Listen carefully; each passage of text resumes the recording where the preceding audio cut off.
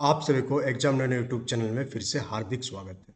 आप सभी को पता है कि जो 2 मई और 3 मई का पेपर हुआ था झारखंड शिक्षक भर्ती का, उसी के अकॉर्डिंग हम लोग जो है टेस्ट सीरीज भी लॉन्च कर चुके हैं एप्लीकेशन में और साथ ही साथ आपका ये क्लास नंबर 99 है, जहां पर हम लोग टॉप एमसीक्यू क्वेश्चंस को डिस्कस करेंगे। तो अभी तक अगर आप चैनल में नए हैं तो चैनल को सब्सक्राइब कर लीजिएगा, वीडियो को लाइक कीजिएगा। तो चलिए हम लोग सेशन की शुरुआत करते हैं। एक क्वेश्चन आपसे क्या पूछा गया था पेपर थर्ड में, और ये सारे क्लासेस आपका चाहे आप 1 to 5 के लिए तैयारी कर रहे हैं या 6 to 8, आपका पेपर थर्ड के लिए मोस्ट इंपॉर्टेंट है। क्वेश्चन क्या पूछा गया था कि भारत के जो चुनाव आयुक्त है, इलेक्शन कमिश्नर है, इनकी नियुक्ति किसके द्वारा किया जाता है। ऑप्शन 4 था आपके पास कि भारत के राष्ट्रपति के द्वारा किया जाता है, कि चीफ जस्टिस ऑफ इंडिया के द्वारा किया जाता है, या प्राइम मिनिस्टर ऑफ इंडिया या डिफेंस मिनिस्टर के द्वारा जो है आपका इलेक्शन कमिश्नर की नियुक्ति किया जाता है। और इसी टाइप का क्वेश्चन आपको एमसीक्यू सीरीज में देखने को मिलेगा और साथ ही साथ अपना जो टेस्ट सीरीज है जो आपको एप्लीकेशन में दिया गया है वहां पर भी इस टाइप के क्वेश्चन आपको देखने को मिलेगा, सो दैट आपको एग्जाम हॉल जैसा फील हो जब आप यूट्यूब में क्लास करें या एप्लीकेशन में आप टेस्ट दें। तो इसका आंसर था कि भारत के राष्ट्रपति के द्वारा जो है आपका चीफ इलेक्शन कमिश्नर की नियुक्ति किया जाता है। अब आप ध्यान से देखेंगे तो यहाँ उसी प्रकार से क्वेश्चन आपको पूछा गया है, और ये क्वेश्चन आपका क्लास 11th का जो पॉलिटिकल साइंस का बुक है वहां से ये क्वेश्चन को उठाया गया है। तो क्वेश्चन को जो लिया जा रहा है कहाँ से आपका एनसीईआरटी बुक को फॉलो किया जा रहा है, जहां पर आपको क्लास 6 to 12 तक का कॉन्सेप्ट आपको देखने को मिलेगा। तो क्वेश्चन यहाँ क्या पूछा जा रहा है कि संविधान की व्याख्या करने का अंतिम अधिकार किसे प्राप्त है, कि राष्ट्रपति को प्राप्त है, कि महान्यायवादी को प्राप्त है जिसे हम लोग अटॉर्नी जनरल के नाम से जानते हैं, या लोकसभा अध्यक्ष को प्राप्त है, या सर्वोच्च न्यायालय को प्राप्त है। तो आपको बता दें कि भारतीय संविधान इंडियन कॉन्स्टिट्यूशन को एक्सप्लेन करने की जो अंतिम अधिकार है वो किसको प्राप्त है, वो सुप्रीम कोर्ट यानी कि सर्वोच्च न्यायालय को प्राप्त है। अब इससे जुड़े हुए कुछ इंपॉर्टेंट बात आपको जानना है जो आपका एग्जामिनेशन पॉइंट ऑफ व्यू से इंपॉर्टेंट है, और इन सारे टॉपिक से बहुत बार क्वेश्चन पूछे जा चुके हैं एग्जाम में। जैसे एक क्वेश्चन पूछा गया था एक बार कि सर्वोच्च न्यायालय के पास जो राष्ट्रपति के पास जो कार्यपालक शक्ति है, ये संविधान के किस अनुच्छेद से लिया गया है। तो आर्टिकल 53 में इसके बारे में डिस्क्राइब किया गया है कि संघ की कार्यपालक शक्ति किसमें निहित है। तो अपना जो भारत का राष्ट्रपति है उनमें जो है आपका संघ की कार्यपालक शक्ति निहित है। क्यों निहित है? क्योंकि भारत का जो राष्ट्रपति होते हैं वे क्या होते हैं, भारत के कार्यपालक अध्यक्ष होते हैं। और पूरा अपना जो यूनियन ऑफ इंडिया है, भारतीय संघ है, इसके सभी जो कार्यपालक कार्य भारत के राष्ट्रपति के नाम से ही किया जाता है। साथ ही साथ भारतीय राष्ट्रपति जो भारत के राष्ट्रपति होते हैं, जो महामहिम होते हैं, यानी कि भारत के प्रथम नागरिक कहते हैं हम लोग उन्हें, क्या कहते हैं, वो देश के प्रथम नागरिक है।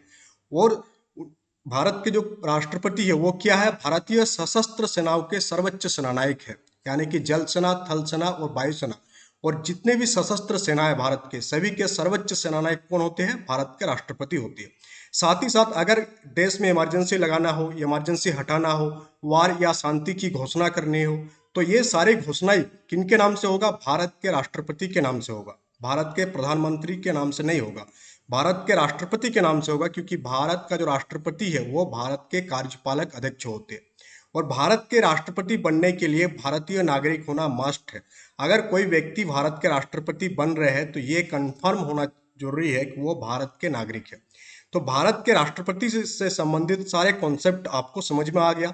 अब यहाँ से कुछ भी क्वेश्चन अगर आपका एग्जाम में पूछा जाएगा तो आप आसानी से अब आंसर कर सकते हैं, क्योंकि एक एक टॉपिक आपके दिमाग में क्रिस्टल क्लियर होना जरूरी है। आप यहाँ वहाँ पढ़ते रहेंगे, आप भटकते रहेंगे, आपको बहुत ही कॉन्साइज वे में चीज़ों को अब देखना है। अब हम लोग थोड़ा जानेंगे जानकारी अटॉर्नी जनरल ऑफ इंडिया, जिसे हम लोग भारत का महान्यायवादी कहते हैं, उनके बारे में।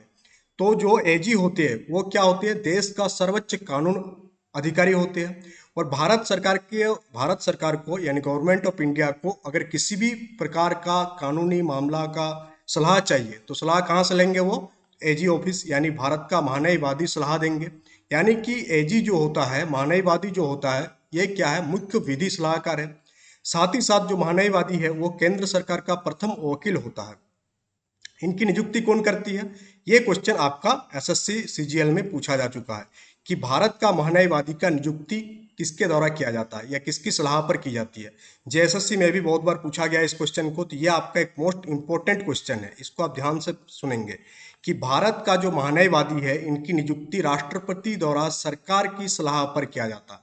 आप टॉपिक को ध्यान से देंगे, कॉन्सेप्ट को आप ध्यान से समझेंगे।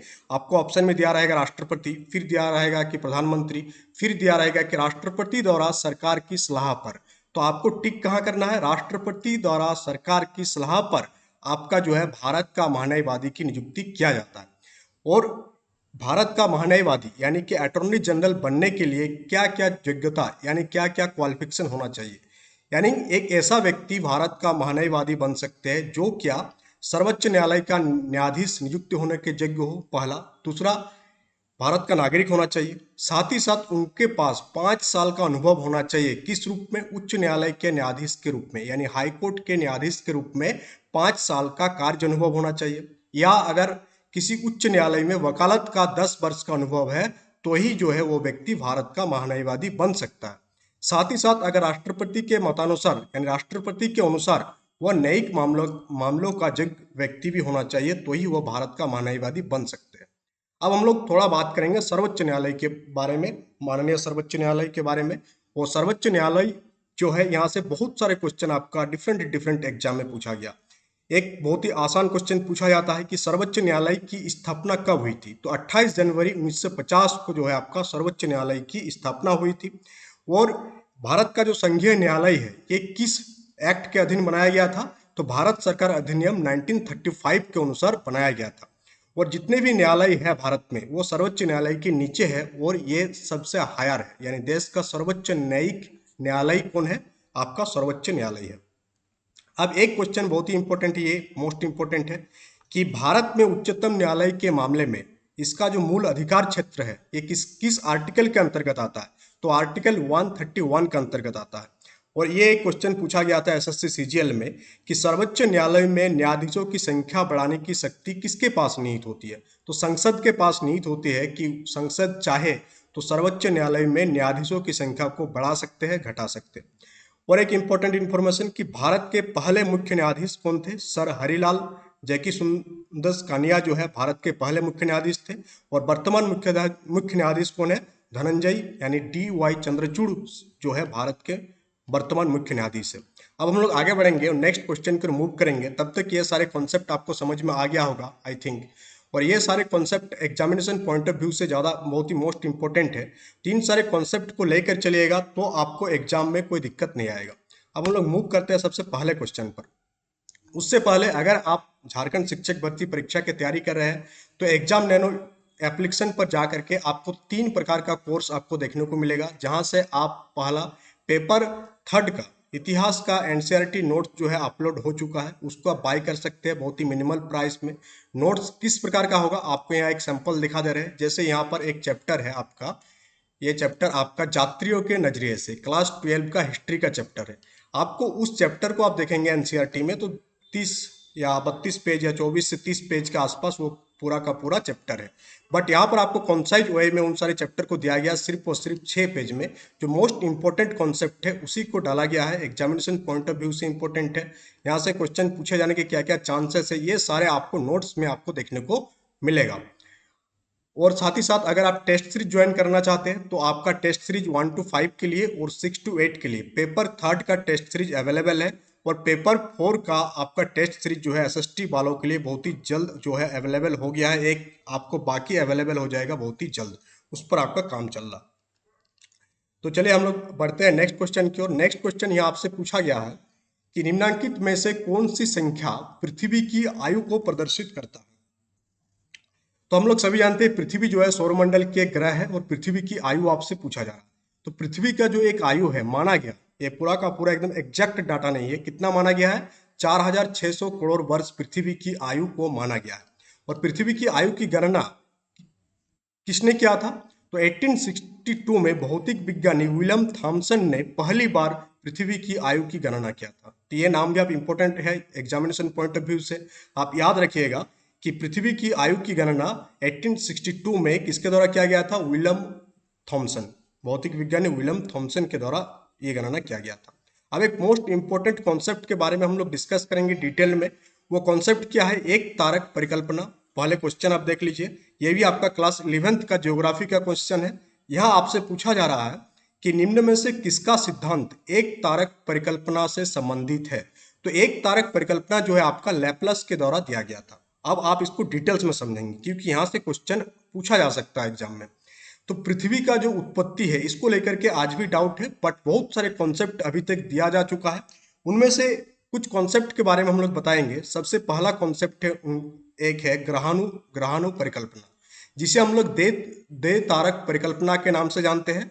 और ये कॉन्सेप्ट, ये थ्योरी दिया गया था चैम्बरलैन और मोल्टन के द्वारा। और इस थ्योरी के अकॉर्डिंग पृथ्वी की जो उत्पत्ति हुई थी, दो बड़े तारों सूर्य तथा उसके साथी तारों के सहयोग से पृथ्वी का निर्माण हुआ था। यानी पृथ्वी की उत्पत्ति दो बड़े तारों सूर्य और उसके साथी तारों के सहयोग से एक पृथ्वी का अपना निर्माण हुआ। बट इसके जस्ट उल्टा है आपका एक तारक परिकल्पना, जिसकी देने वाले कौन थे? कांट व लाप्लास के द्वारा दिया गया था आपका एक तारक परिकल्पना। और इस सिद्धांत के अनुसार एक ही तारा था सूर्य, और उसी से आपका पृथ्वी की उत्पत्ति हुई, जिसे हम लोग निहारिका परिकल्पना के नाम से जानते हैं।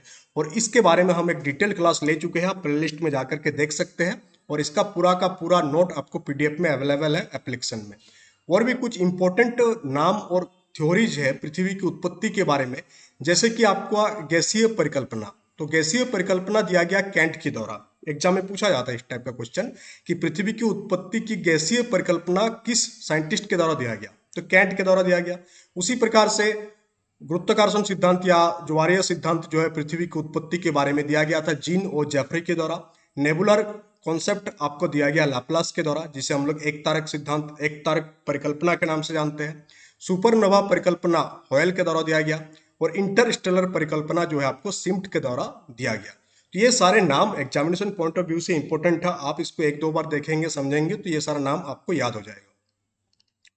हम लोग आगे बढ़ते हैं नेक्स्ट क्वेश्चन की ओर, और ये भी आपके ज्योग्राफी से क्लास 11th का एनसीईआरटी बुक से, कि निम्नलिखित में से कौन भूगर्भ की जानकारी का प्रत्यक्ष साधन है? तो हम लोग जानते हैं कि अपना जो पृथ्वी के अंदर में जो क्रस्ट है, मेंटल है, कोर है, तो इसके बारे में जो भी जानकारी हम लोग प्राप्त किए हैं, तो जो ठोस जानकारी है जिसे हम लोग डायरेक्टली प्राप्त किए उसे हम लोग प्रत्यक्ष साधन कहते हैं। और एक होता है अप्रत्यक्ष साधन, जो हम लोग इनडायरेक्टली प्राप्त करते हैं उन सारे जानकारियों को कि पृथ्वी के अंदर क्या क्या है।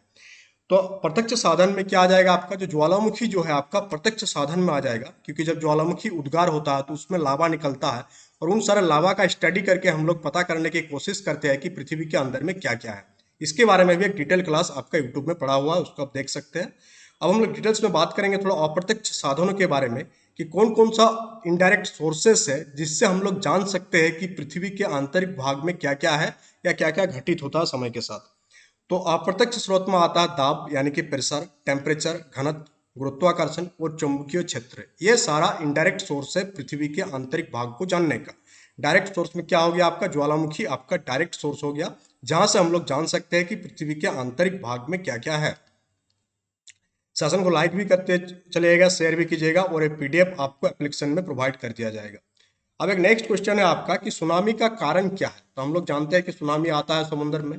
तो सुनामी का जो कारण है वो है भूकंप, और पानी के नीचे जो ज्वालामुखी विस्फोट होता है उसी के कारण सुनामी आता है, जिसमें हम लोगों को समुद्र में बड़े बड़े लहरें देखने को मिलता है। और ये सारे लहरें कभी कभी बहुत ही ज्यादा घातक होता है और जान माल की क्षति पहुंचाता है। तो इसमें से एक इंपॉर्टेंट आप याद रखिएगा कि सुनामी एक जापानी शब्द है जो सु और नामी से मिलकर बना हुआ है। नेक्स्ट क्वेश्चन आपका कि निम्नलिखित में से कौन सी गैस जो है सूरज से आने वाली हानिकारक परावैंगनिक किरणों से बचाती है? तो आपका ओजन जो है, ओजन गैस O3, ओजन गैस का फॉर्मूला क्या है? O3। तो ओजन परत जो है हम लोगों को बचाती है हानिकारक परावैंगनिक किरणों से, जो आपका सूरज से आती है। और एक इंपॉर्टेंट याद रखिएगा कि जो ओजन परत किस मंडल में पाया जाता है, वायुमंडल का जो सारे परत है उनमें से किस मंडल में ओजन परत पाया जाता है? तो समताप मंडल में आपका ओजन परत पाया जाता है। और ये बहुत सारे एग्जाम में अभी तक पूछा जा चुका है, ये आपका मोस्ट इंपॉर्टेंट है कि ओजन परत किस मंडल में पाया जाता है? समताप मंडल में आपका ओजन परत पाया जाता है। नेक्स्ट क्वेश्चन की हम लोग मूव करेंगे, और नेक्स्ट क्वेश्चन आपसे यहाँ पूछा जा रहा है कि वायुमंडल में ऑक्सीजन की मात्रा, ऑक्सीजन कितनी प्रतिशत है? तो आप चार्ट देखेंगे एनसीईआरटी बुक में, तो वायुमंडल में ऑक्सीजन की मात्रा है वो 21% आपको देखने को मिलेगा। तो यहाँ सबसे नियरेस्ट ऑप्शन आपको ऑप्शन नंबर सी है। 20.95% जो है वायुमंडल में ऑक्सीजन की मात्रा है। बाकी गैसों की मात्रा हम लोग देखेंगे तो आपका नाइट्रोजन 78% है, ऑक्सीजन 21%, ऑर्गेन 0.93, कार्बन डाइऑक्साइड 0.03 और बाकी आपका हाइड्रोजन, हीलियम ये सारे बहुत ही कम मात्रा में यानी कि अल्प मात्रा में प्रेजेंट है वायुमंडल में। तो इस प्रकार से इतने सारे क्वेश्चन को हम लोग आज डिस्कस किए। सेशन कैसा लगा, सेशन के बारे में फीडबैक जरूर दीजिएगा। और साथ ही साथ हम लोग बात किए कि आप इतिहास का नोट्स अगर लेना चाहते हैं तो एप्लीकेशन को डाउनलोड कर लीजिएगा, वहाँ से आपको कोर्स दिख जाएगा, वहाँ से आप बाय कर सकते हैं।